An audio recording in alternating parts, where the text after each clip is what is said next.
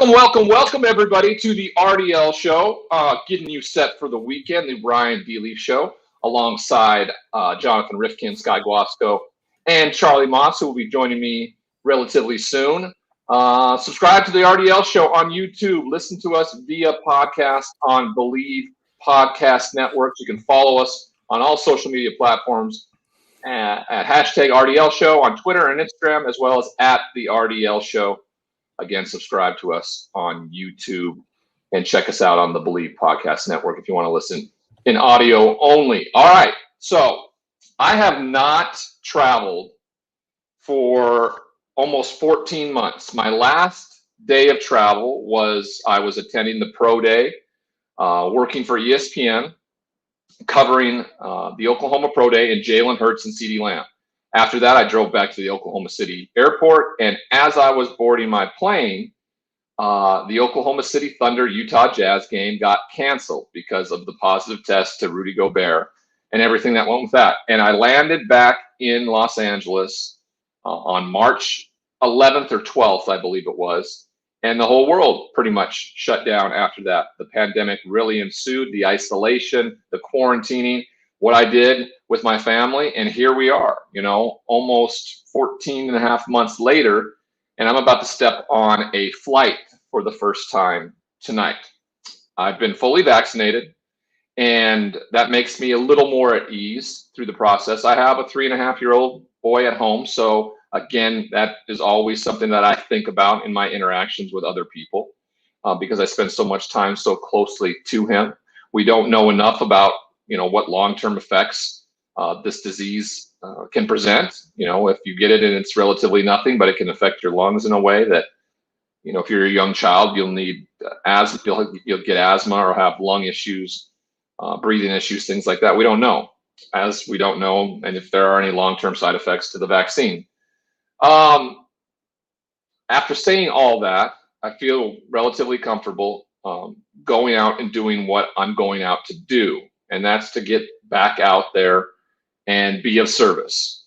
In that, I'm traveling to Nashville tonight to speak at a recovery event in Nashville on Sunday afternoon with the Recovery Center there. It is associated with the Hall of Fame Behavioral Health. I know I've talked about that in past shows. I've become an ambassador for that.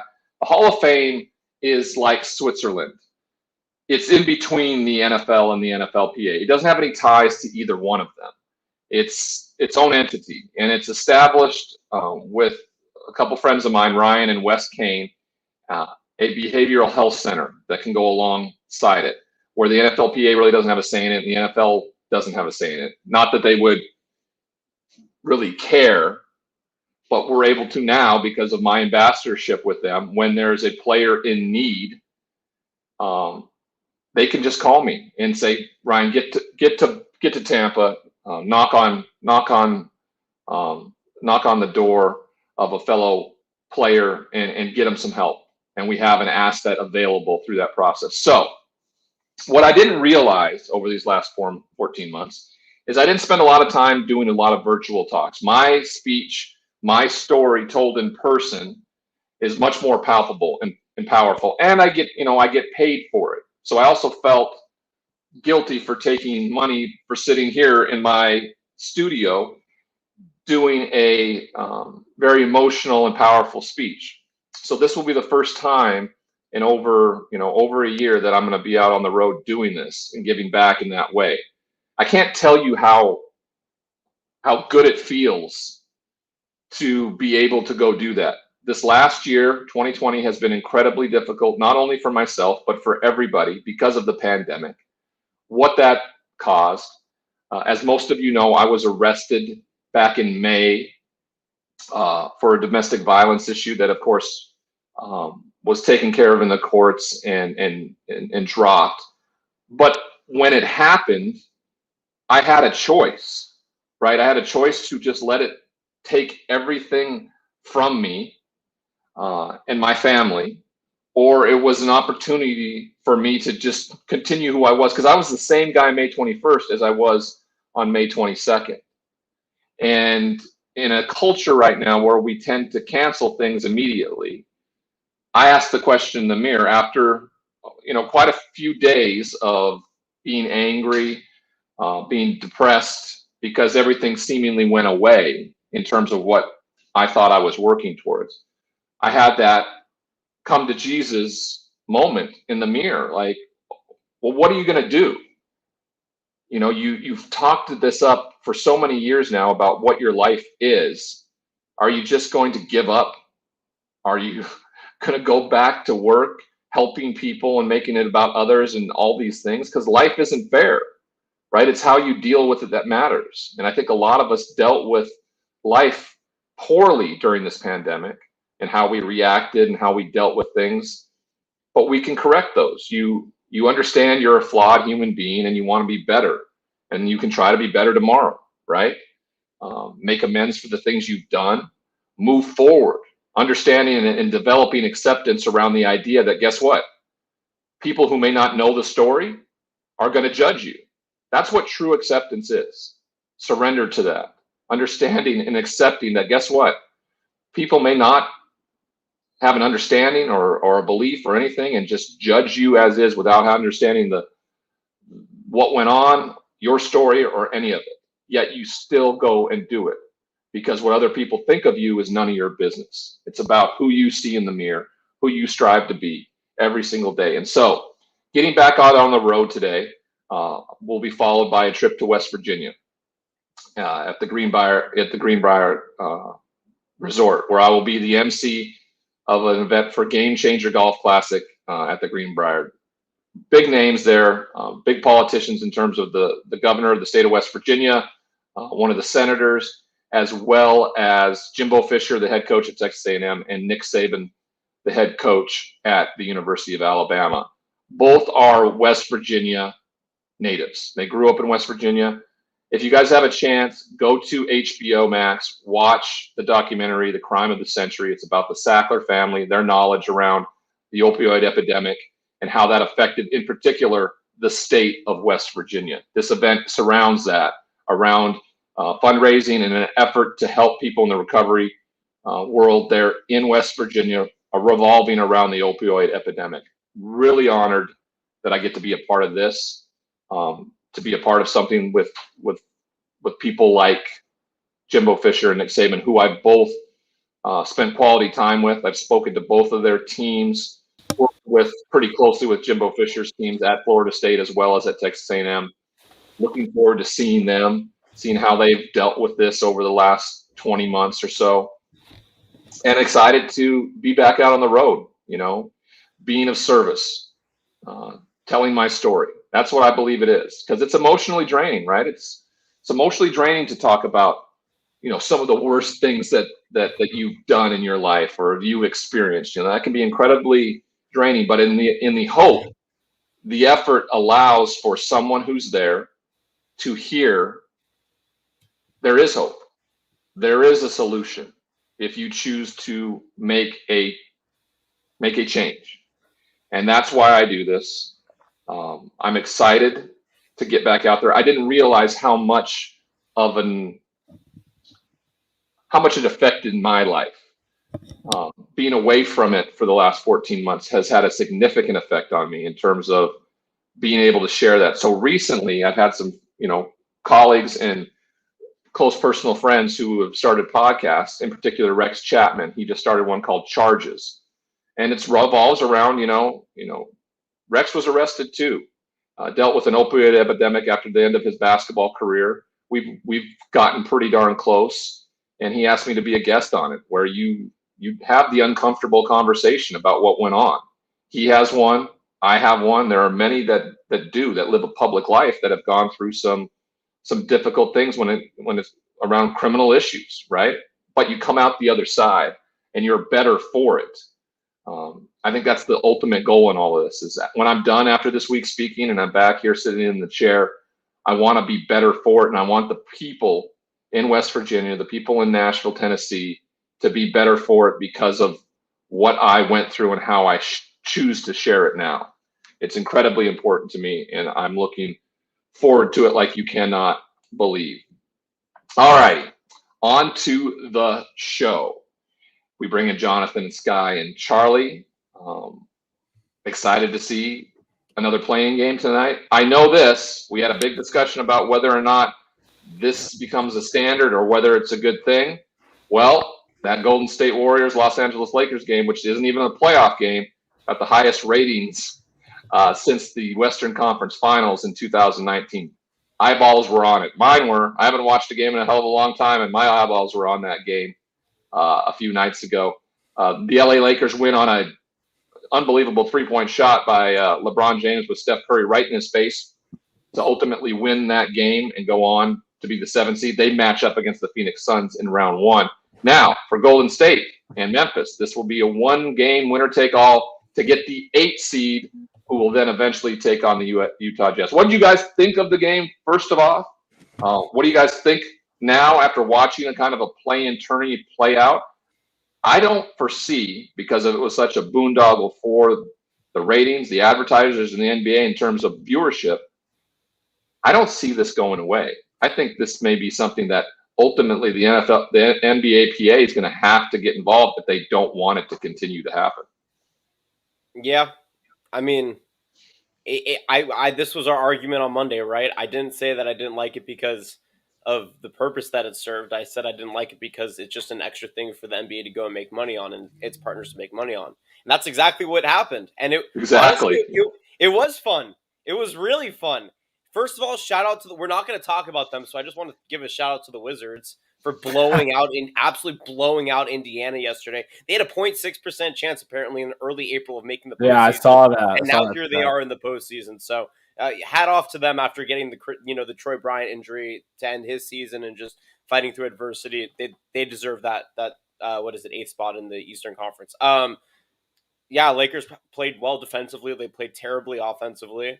But all you have to do is hold the Warriors under 110 or so points, and you're going to win. And LeBron hit an insane shot, but you set up your own luck. And when you're that good, just like Luka, when Luka hits great shots, or Dame when he hits great shots, or Steph when he hits great shots, when you're that good, it's not luck. Like, you put yourself in a position over the years to have the best possible chance at hitting that shot. And if anybody's going to hit that shot, it's going to be LeBron James. So everybody's like, oh, LeBron hit a lucky shot. It wasn't a lucky shot. It's LeBron James, the longest shot of the season he's made. It's LeBron James being a cold motherfucker, and that's just who he is. And that sucks for you Warrior fans, but you guys stayed in it, and it's going to be interesting to see.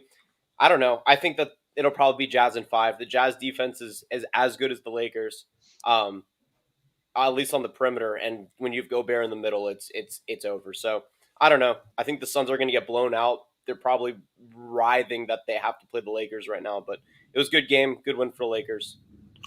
As a Warrior fan, it was obviously tough to watch. They're up 12 in the first half, looked great. And they just fell apart offensively. They weren't scoring. Obviously, Steph can't do it all, although he does most. Draymond Green picked up an early technical foul. He almost got about 3 more throughout the game.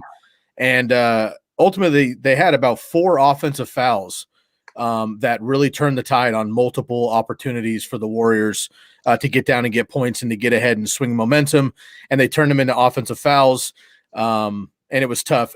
In regards to the LeBron shot, Jonathan, I'll give you about 80% of that. I think his opportunity to make that shot increases the probability because he's a great player. However, from where he shot, I mean, even Steph has luck at some point. It was a great shot. He made it, and the rest is history. I think if he misses it, they probably go to overtime, and it's maybe a whole nother ball game. So tough game for the Warriors, but what's fun about this playing game, and I agree with Ryan, it's definitely not going anywhere anytime soon. What's fun about the playing game is the Warriors get to lick their wounds and come back against the Grizzlies. And at home, I'll take the Warriors tonight. I think it's interesting. It's interesting. I'll let you get to it in a second, Charlie. It's interesting. We've seen it play out in the East, right? Washington gets who did Indiana or Indiana won, and then Washington lost to Boston, right? So the losing team that stepped down, the Golden State in this instance, that would be where Golden State is. If you lose a game to the team to get in and have to go play another one, so that bodes well for the Warriors. Go ahead, Charlie. Talk to us about the LA Lakers and Warriors game again. I mean, I thought it was a phenomenal game. Like you were saying before, this tournament has to stay. I was watching the game with my dad, and my dad is very anti-NBA. You can't stand the product just because there's always whistles and commercials all the time. But for once he was actually entertained. But to go off of Jonathan's point, I'm sorry, I had to do it.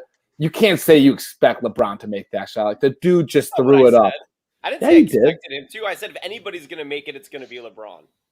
You said then I heard something else, but I must have heard something else. But going back, you guys are like bickering. You guys are like bickering siblings. I swear to God, it's it's like I'm a hall monitor for you two. You gotta, all right? gotta spice it up a bit. But what I was needed. It doesn't need to be spiced up. LeBron hitting a big shot. I mean, well, you gotta put some Bamba on it. That's what I'm trying to do right now. All right.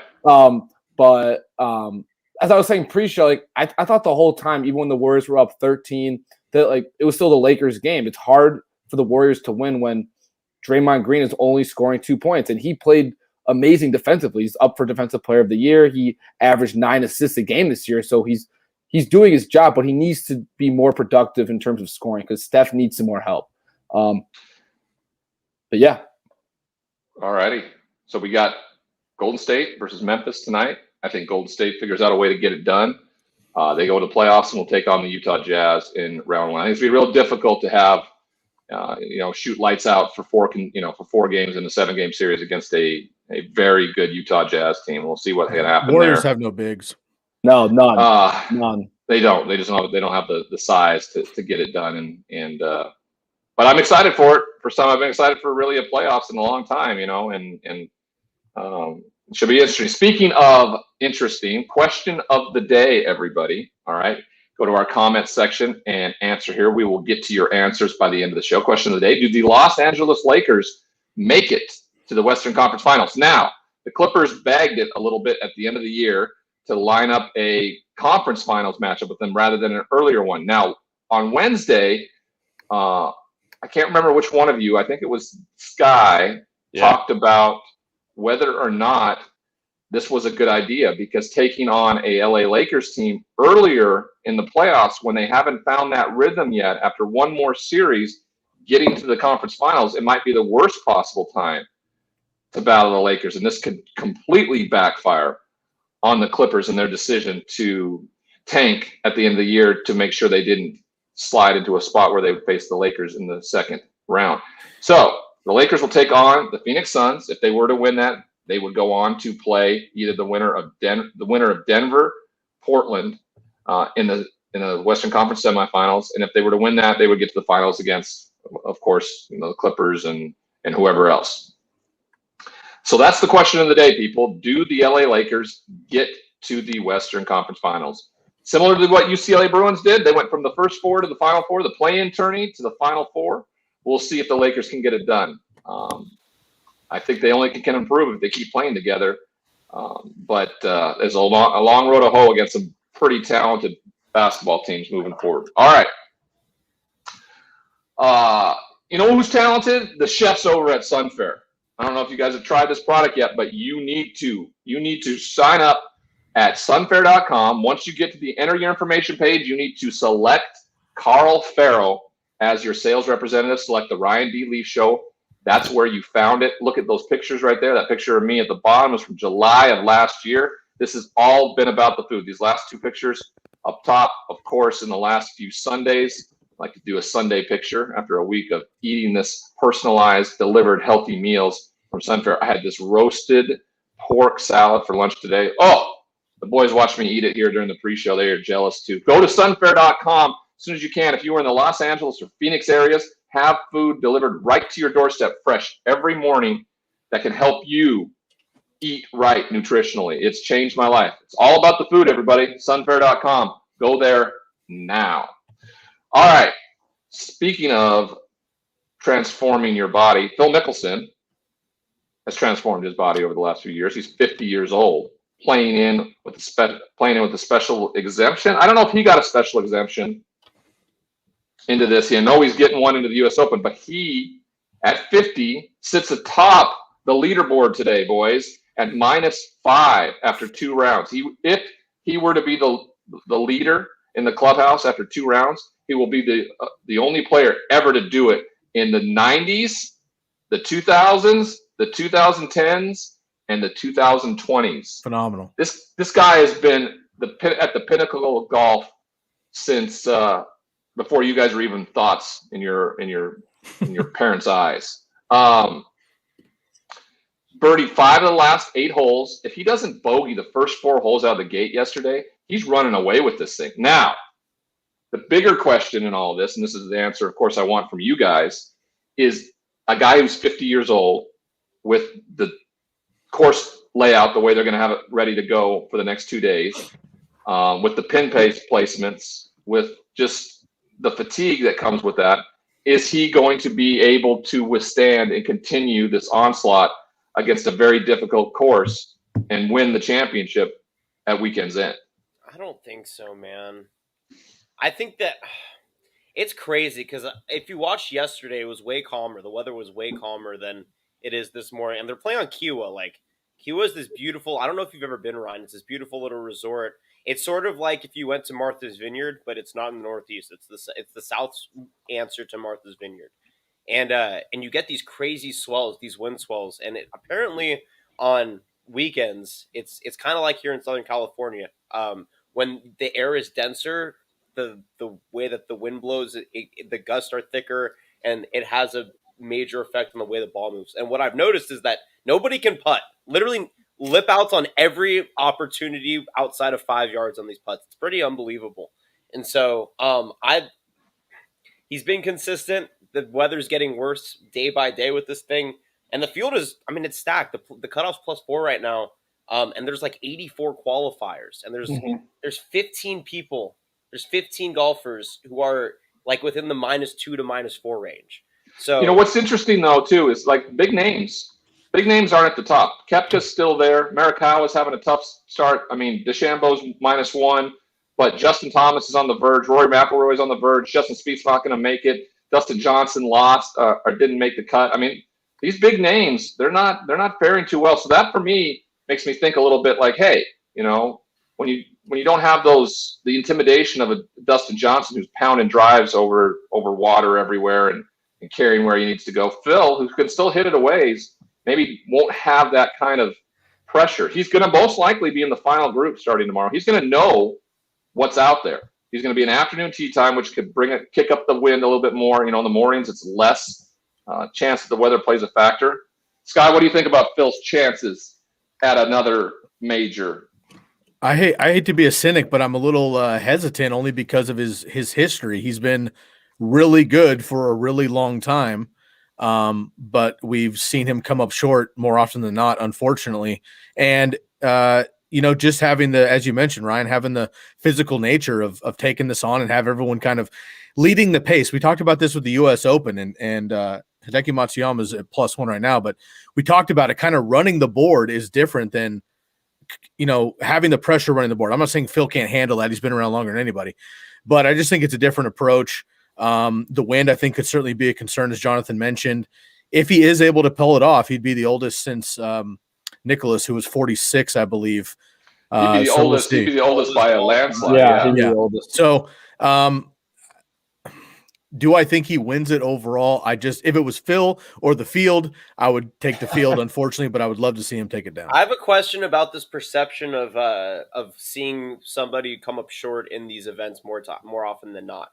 Because I think that, and maybe it's just like a clerical error here, but like in tennis, like these individual sports, you're at a major. When you're that good, you're going to be there multiple times a year, right? Mm-hmm. It's not like there's just one event, like one finals, one World Series every single year that 2 teams make. Like these are hundreds of people that come and play in these majors every single year. So when you're good for that long, like the sample size is way bigger. You're not going to go and win the 20 majors that you go and you show up in. But you played in 20 majors. If you win 4 of those majors, like that's pretty damn good. Yeah. So like, you know, I don't think it's, we've seen Phil Mickelson fall short.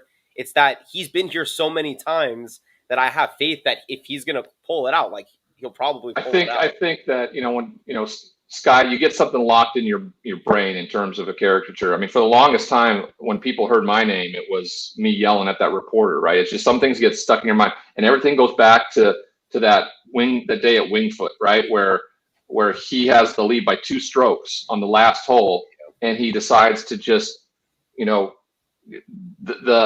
what he did with the club selection is the problem. All he had to do was hit an iron in the middle of fairway, another iron just short, chip up, 2 putt, take his 5 and win by a stroke. Instead, he pounds a drive OB. He doesn't get it done. He makes bigger than double, loses a U.S. Open, the only major that he hasn't, that he needs to complete the career Grand Slam. So I think it's just kind of stuck in our mind about him always coming up short. When he got over the top and finally won that Masters, they just started to roll. He won the British Open.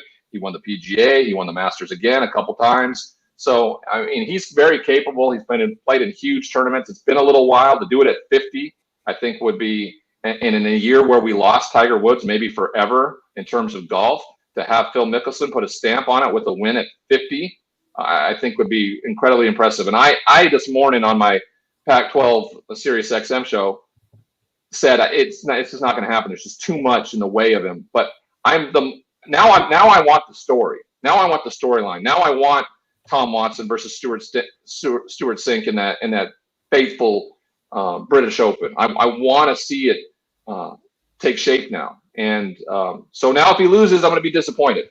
I've kind of built myself into that position. But he's a Pac-12 guy along with me. We're both old. I know how freaking difficult it is to play golf, and this guy's doing this 5 birdies in the last 8 holes at that place. Come on now. We'll see. And again, before I give it on to Charlie, I just want to clear the air a little bit. I wasn't saying that I think he's a bum by any means. The question was, do I think? No, that's going to be the headline. Sky Glasgow says he's a bum. Yeah, out the bat for it. No. Yeah, sure. Yeah. The question was, do I think he wins it? And if it's Phil or the field, then I would take the field. That's what it comes down to. But he's obviously had a phenomenal career. Yeah. Phil's been balling this tournament, but I don't even think he's going to be winning by the end of today. The South African Louis Oosthuizen is -3 today, -4 total through 6. So definitely watch out for him. Dude's got game, as our loyal fan Bill Powell was saying in the comment section. But yeah, I mean, Phil, he has all the tools. He has the talent. It's just like there's a lot of golf to be played still. There's a lot that can happen, and we know that anything can change on any certain day. So, Ryan, how much does it change with Phil going early, wrapping up, getting to the clubhouse early, and then everybody, people else teeing off, and so now again, Phil, seasoned veteran. I'm not saying that he's like mentally can't handle this kind of stuff, but just as a golfer, being out there, a now professional athlete, inadequate. Oh, you're getting the Phil brushes all the way through here. It's significant, right? When you tee up earlier in the morning, that wind doesn't pick up. It's some of the pick up. It doesn't. I play a lot of early golf, and you don't have to deal with the elements as much, unless, of course, it's a rainy day and it's raining. But the later in the day, especially when you are near the sea, wind picks up gradually throughout the day, and then it tends to die down at the end of the day. So if you got a late tee time where you are going to finish right about dusk, that's also a good time to score late in the round. But midday to late in the afternoon, you get that tee time, which is where Phil's going to be placed tomorrow as one of the final tee times. The wind's going to play a factor. It really is. And if you recall correctly, a few years back when Rory McIlroy won this tournament at this very place, it was soggy as hell. It had rained a ton leading into it. It just made it just a dartboard for Rory in that tournament. Wasn't a lot of wind. It was overcast, kind of just soggy. His ball, wherever his ball landed, it wasn't rolling out into hazards or into the ocean or into things like that. So it made for he was just outpacing everybody that day. Don't get me wrong. He was much better than everybody in that field on that weekend. The thing about Phil at 50 in terms of other players who have gone on to the Champions Tour who didn't make an impact anymore on the PGA Tour, they just didn't have the length that Phil continues to have at 50 years old. The guys just always had this smooth lefty swing, reminiscent to Ken Griffey Jr. on the baseball diamond, and it just continues to work for him in terms, and the equipment, the technology has just helped him stay relevant. It would be, you watched him. He went and played 2 Champions Tour events and won them both. He chose to stay on that tour. He dominated for the next 5 years, I bet. I wouldn't be surprised, Tiger's going to be at that spot here this year. I think he turns 45 this year. So, and I think at 50 is when you go to the Champions Tour. So, it's really impressive. I want to see it. I want to see it happen now. He's always been a good dude to me through the years. I lived really close to him out there in Rancho Santa Fe for a while when I was down in San Diego playing professional football. So on to our next thing, and if this will be good. If Phil wins, I'm gonna shotgun an Athletic Brew. How about that one? All right, Athletic Brewing Company, everybody. Wait, are you? Are you being serious? Yeah, Phil wins. I'll shotgun. All right, everybody, we're putting the good energy out there. We're all saying a prayer for Phil Mickelson. So I'll shotgun an Athletic Brew here on the show during our ad. Brew without compromise. Athleticbrewing.com. Non-alcoholic brews that taste great with none of the consequences. Very healthy. Talk about your wellness. If you want to drink a beer and love the taste of it, but don't want the consequences that come with dehydration, getting buzzed or not feeling good and hungover the next day, try Athletic Brew. They have many different options. For me, it's Upside Dawn. It is their IPA. Boom! There we go. Now, I haven't shotgun a beer in over maybe 2 decades, so this may be an event, people. Come on, Phil. All your Arizona State cronies out there who shotgun beers their whole 4 years in college or 5 years or 6 years or how many years it took to finish there at Arizona State. You know what I'm talking about. Let's get it done. Ryan, what's faster, your shotgun time or your 40?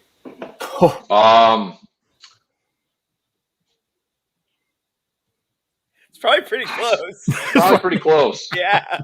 I'd say it's probably right around 5 seconds. Yeah. So I ran a 4.83 on my test day for my 40. So I thought that was really, really good for me. Did you ever? I don't know. I don't know if I could shotgun. I should be able to shotgun under 5 seconds. I should. Now I know who could do a really good job. It's probably my little brother. I think Brady's probably the expert shotgunner in this family. I think go to Oregon. He did go to Oregon. That's helpful. I'm still practicing my technique. I will say that. So I'll see him. I get to see him. We're gonna go to a White Sox game on Monday night. First place. I haven't seen him in over 18 months. So I'm excited to see my little brother. He is doing some great things in Chicago. He's become an apprentice. He's to a guy that makes hats, like really high end hats, like the ones you see Cam Newton wearing, the ones you see Steph Curry or Pharrell wearing, like that cost you $1,500. He became an apprentice to this hat maker, and he's been doing it for about a year. Moved to Chicago, is in this factory making hats by hand, being mentored by this hat maker, and he's just absolutely loving it. So I'm gonna get to see the warehouse, the studio where he gets to do all this stuff. He's supposed to be making one for me. I have yet to see it yet. Yeah, I haven't yet to see it yet. But it's gonna be good to see him. I think we're gonna play a little golf too out there in Chicagoland. Eat some deep dish pizza. Maybe run into Randy and Charlie Moss. I don't know. It's gonna be a Saturday. Maybe Home Depot, Bed Bath & Beyond. I don't know if I'll have enough time. All right, so. Do any of you guys get that at all from Will Ferrell from his movie? No one gets that one. Which movie? Come on. It's gonna be when he's Frank the Tank. Come on. Oh, old school. Old school. Yes, there you go. Very much. Remember, he's talking to the guys. He's about ready to leave. He's holding cherry Pepsis in his hand. The 2 guys are holding the funnel, and he's like, I can't do it. I have a big Saturday plan. My wife and I think we're going to Home Depot, maybe Bed Bath & Beyond. I don't know if we'll have enough time. He's like, no, I'll do one. And then he proceeds to drink so much that he's naked running through the quad. Remember? I don't know. You guys are too young. You guys are. I watched old school. Charlie was too old for that one. I name dropped it. So you guys. Yeah, and Charlie's the youngest one here. Yeah. He gets it. Come on. He's more cinematically inclined. Sorry to say, I don't know. Our friends, Eric Davidson and Rob Berger, of course, they're right on top of this. Old school, yes. Frank the Tank. Nailed it. He gets pulled into the car. We're running through the quad through the gymnasium. And his wife is driving in the car, and he's like, get in the car. She's like, get in the car right now, Frank. And all her friends are in the backseat. He gets in and he's like, can we go to Taco Bell? Can we get Wendy's or Taco Bell? They're like, shut up, Frank. Damn these youngsters. All right. So in conclusion, I've lost my whole train of thought here. What was my thought here? Your time is faster than your 40 time in conclusion of this conversation. Well, I don't know what my 40 time is right now. I would suspect my 40 time is in the 5-second range now. We'll I have to would do a assume. Did you combine ever next do year. any of those like pro day, like little like tricks that players do when they get evaluated for stuff? Like I heard a story about like linemen would put like tissue in their shoes when they're doing their verticals to try and get up higher, like stuff like that. Did you ever do any of that kind of stuff for your pro day? No. No, I jumped 36 inches. I did 16 reps on 225. I ran 483 on the 40. Those are the three things I did. And then I weighed and measured my hand. My hands were like 10 and a quarter inches. Wow. I could go right now and put a mask on my face and go through the combine. And I bet you I would score pretty highly in people's grades. Because I could still whip it around if I needed to. If I needed to throw it 70 yards down the field against air, no one there, I could do it. People ooh and ah over it in Indianapolis. Oh my God, you see Josh Allen threw it 80 yards against no one in the air, and then he underthrew the guy. But it's awesome. No, Josh has turned into a wonderful pro quarterback. But I mean, it's just I could go test pretty well if I just put a Pussy Riot mask on and wore that while I worked out. Who knows? Speaking of quarterbacks, Speaking of Pussy Riot, Tim Tebow is back in the league. All right, that's terrible. I love good Tim segue. Tebow. Good segue. I love Tim Tebow. I love him. Well, he officially signs his deal with the Jacksonville Jaguars.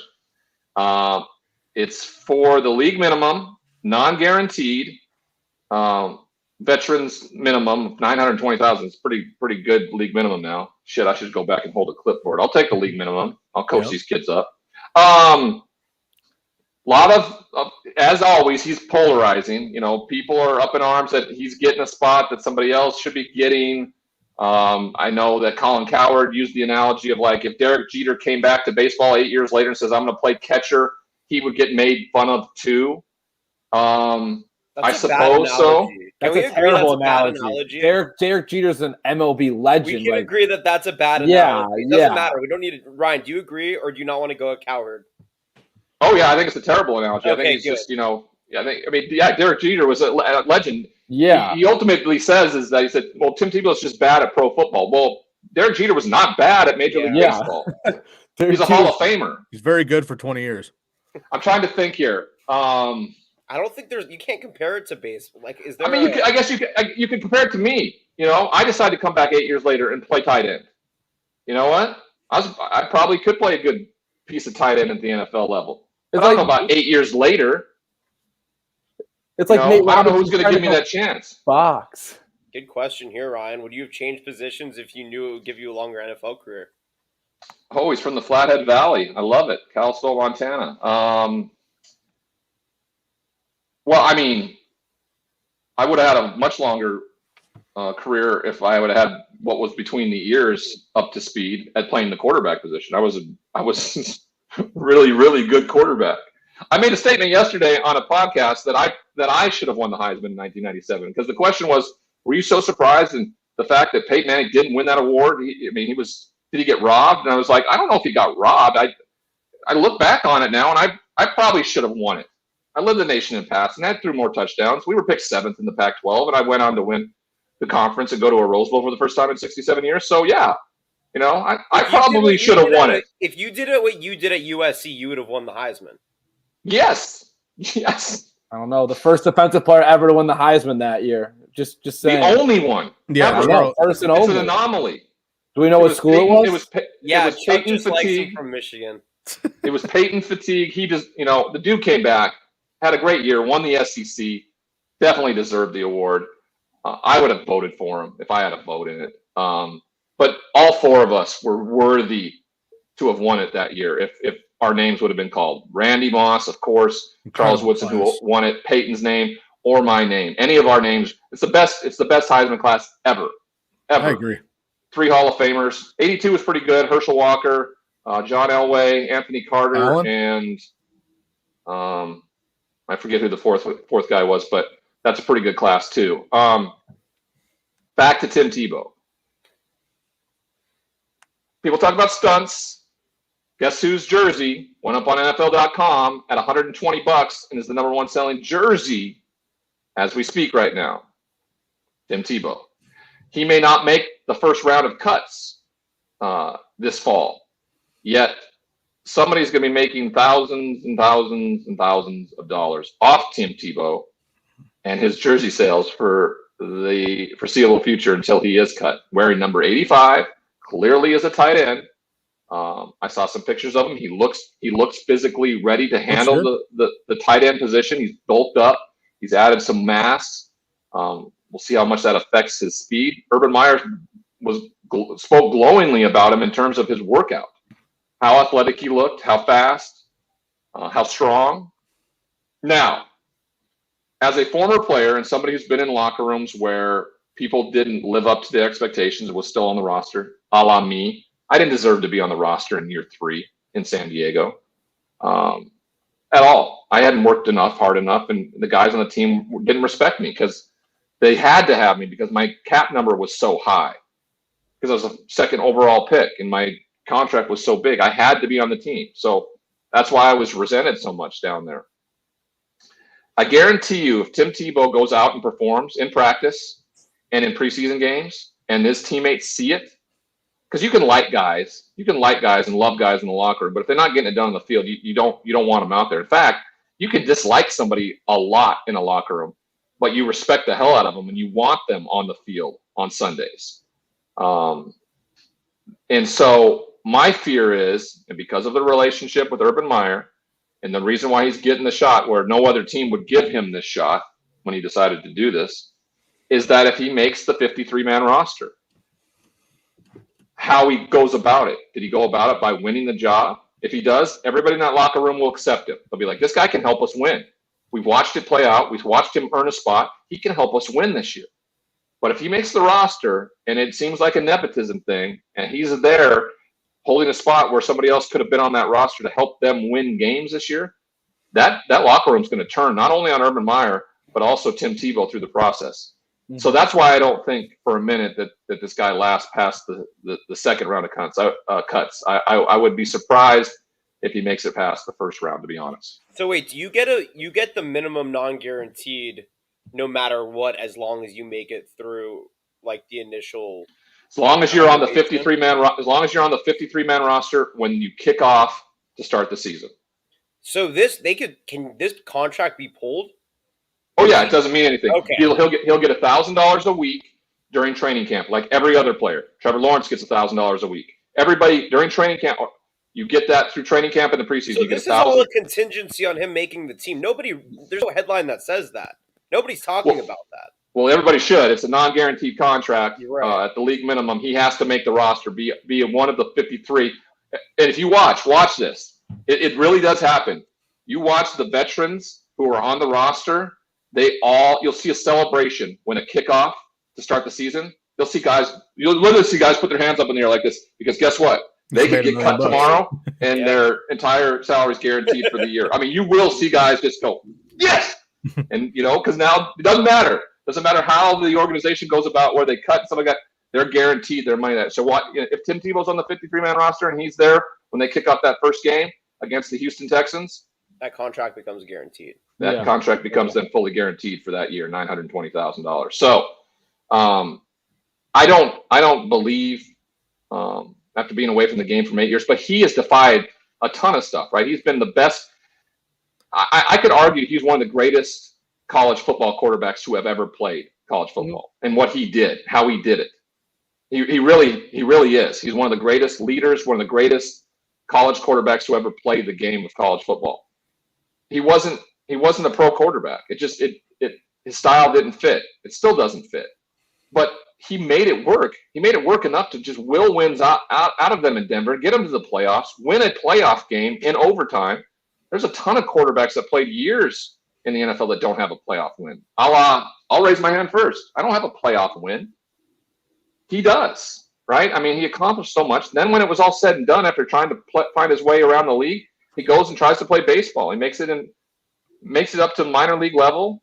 And, when he decides when he's not going to make his dream to the major league level, he goes back and tries one more go at it at football. But it's the same narrative. It's now we're having the same conversation with Tim Tebow now as when he was entered into when the Mets signed him to a minor league contract. Do you remember? He became a top 5 jersey seller in Major League Baseball. He was the number one minor league jersey. Like, obviously, minor leagues, like, it's a different valuation of jerseys, but he was a top 5 selling MLB jersey without playing a game, right? He cannot go and play a down for the Jacksonville Jaguars, and he will be a top 5 selling jersey. Yeah, it's a brand. He's right. That's all this is. And an incredibly polarizing brand. Yeah. Yeah, his brand is going to be alive and well as long as he is minutely relevant because of his faith and folks that follow his faith, because of his intensity, because of his leadership in college and otherwise, because, he's been in the public eye essentially since his days in Florida. So I think it's a long shot that he makes a team overall, but the reality is he has come in shape. It's a completely different body type than he had for baseball. So he changed his body for baseball. He's changing it again back to football. And at this age, it's just more difficult. But the reality is if he can make the squad and help the team win, Ryan's right. They're gonna be open arms. Yeah, but it's gonna be important that and I think he will.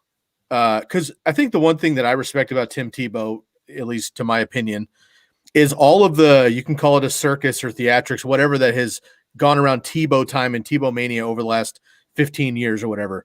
Little of that is his doing. Like, he's not a loudmouth. He's not out there doing antics that aren't authentic. When he was bowing and praying after touchdowns, that's authentic. That's what he does, and it's his faith. So I just feel like everything he does is authentic. He came in shape. Urban Meyer and everybody else knows it now. One thing he will do that will be better than other guys in that locker room, I guarantee you, is he is going to outwork people, even at his age. He's going to outwork people, and maybe he's not the best athlete on the field anymore, but that is going to go a long way if he can produce at all. And that, I think, gives him a chance because he has the work ethic, he has the drive internally that just not every individual has, even at this level. Ryan, when you say that he's polarizing, do you think that it's his fan base that's polarizing? Because he is an individual, this guy just so poetically laid out for us. Like, he's an authentic, regardless of if you agree, right, with who he is as a person, he is himself. Like, this is who he is. So I don't, is he polarizing, or is it the people that align with him that are polarizing? Because again, there's nothing disgenuine about what he does. Well, no, there's nothing disingenuous that he does. Unfortunately, this country is pretty split down the middle in a lot of things in terms of conservative and liberal politics. And as a Christian, he is very one-sided in a lot of his beliefs, and people on the other side of that aren't, and that's where the polarizing part happens. Just like any politician. Every athlete who chooses to take a position is put in. Right, but his even more because he was such a great player, right? It's such a great player, so well known. Talks about his faith a ton, right? They're just a Heisman Trophy winner, 2 national championships, all of that. His speech after the Mississippi State loss, right? Those types of things play into it when it's a polarizing country, when it's one side or the other, So we choose to receive it as polarizing. It's not the intention to be polarizing. Yeah. It's not his doing. No, he's just being an authentic self. Yeah. But guess what? Like anybody else who's authentic, there's going to be distractors, or detractors around it. It's just how it's going to be. I totally agree. And these are completely different scenarios. So I'm not comparing any of these players I'm about to mention to Tim Tebow.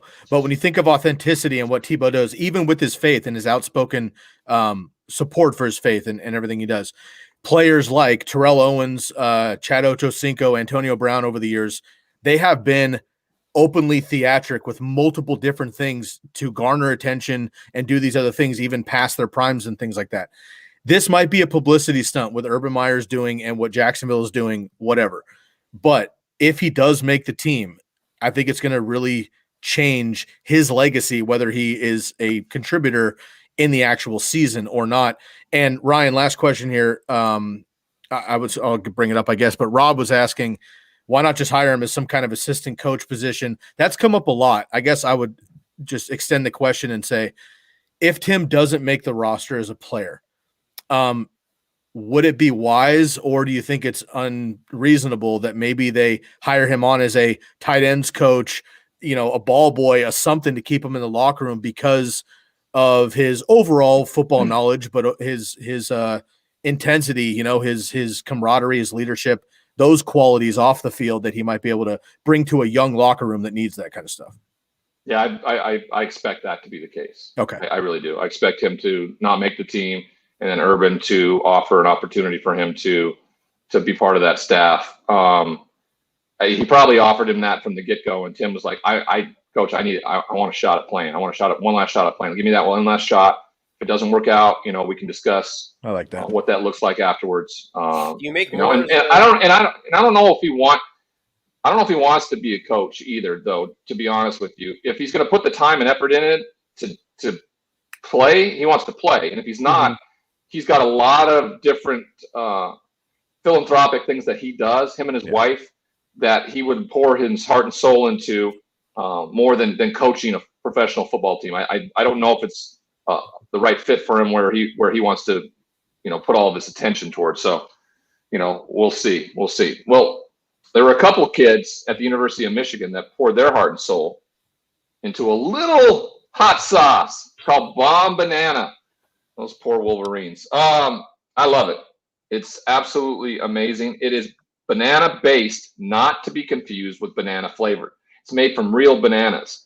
Bomb Banana hot sauce. Go to seekthespice.com. That's seekthespice.com, all one word. And today you can receive 10% off your first order by using the promo code LEAF, LEAF, like on a tree, at checkout. Bomb Banana hot sauce, absolutely fantastic. Been using it a lot on my Sunfair nutritional food. All right. This is the last show of the week. We've had some buildup over the last few days revolving around Major League Baseball. I went to a Dodgers Diamondbacks game a few days ago. As of, I think, 2 days ago, the San Diego Padres had the most wins in Major League Baseball.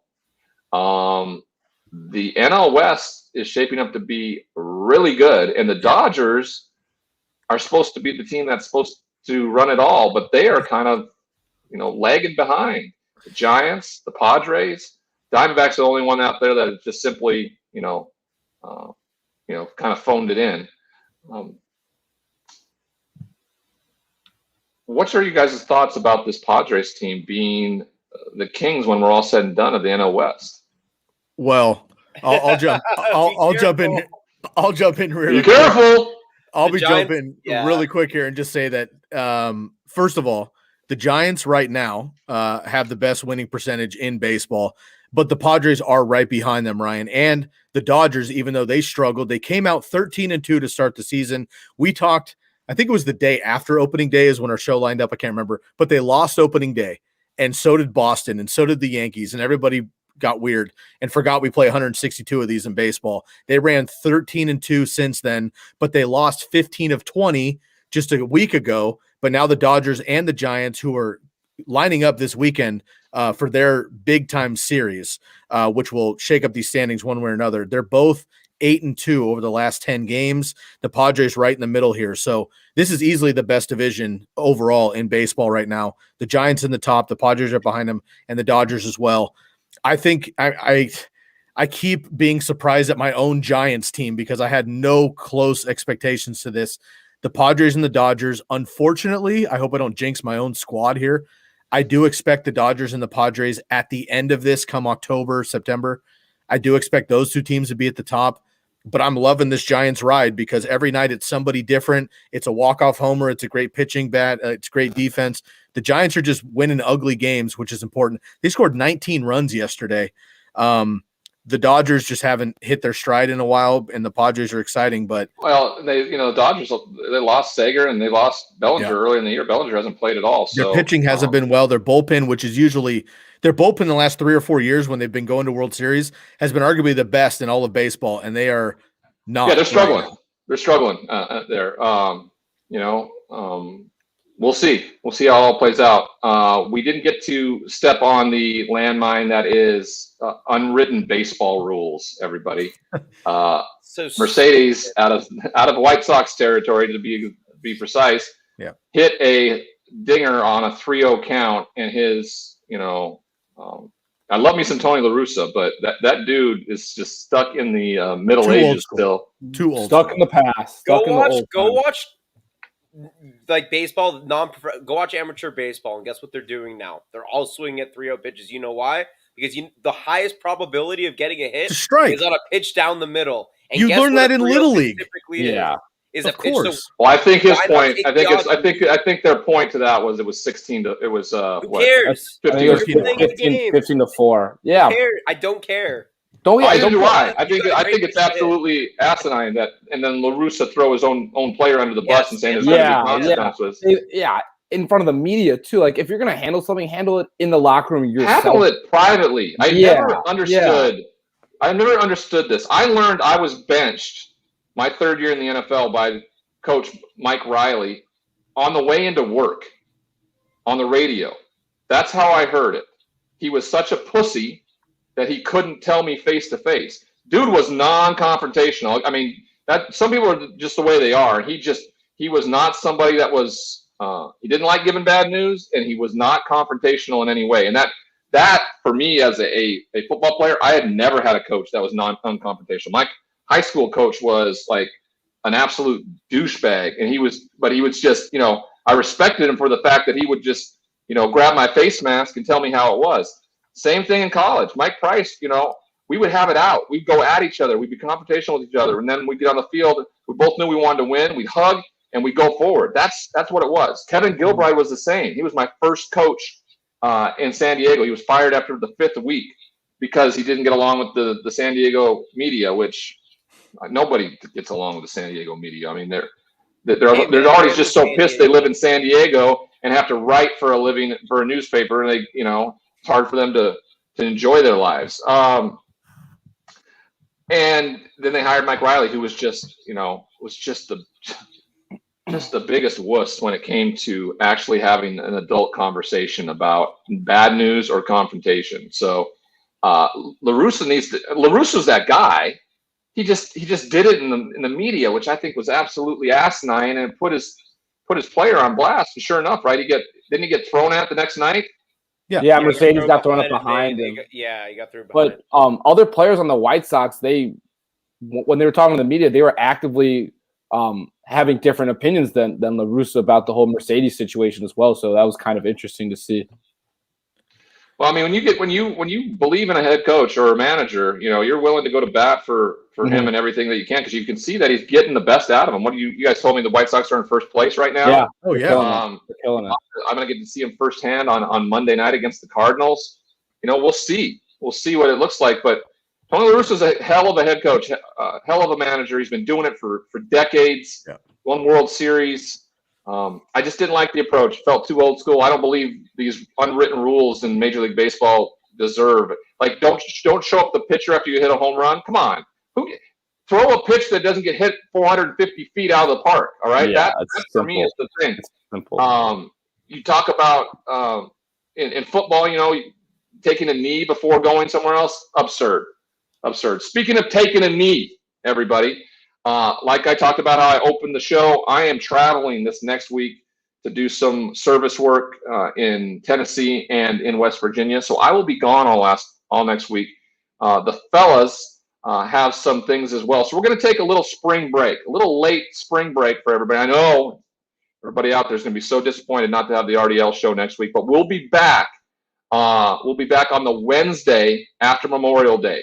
The Wednesday after Memorial Day, I believe, is June 2nd. So expect us back June 2nd here on YouTube, as well as on Periscope here on Twitter, from 12:30 to 1:30. From everybody here at the RDL show, thank you for being a part of it. We'll see you in June, everybody.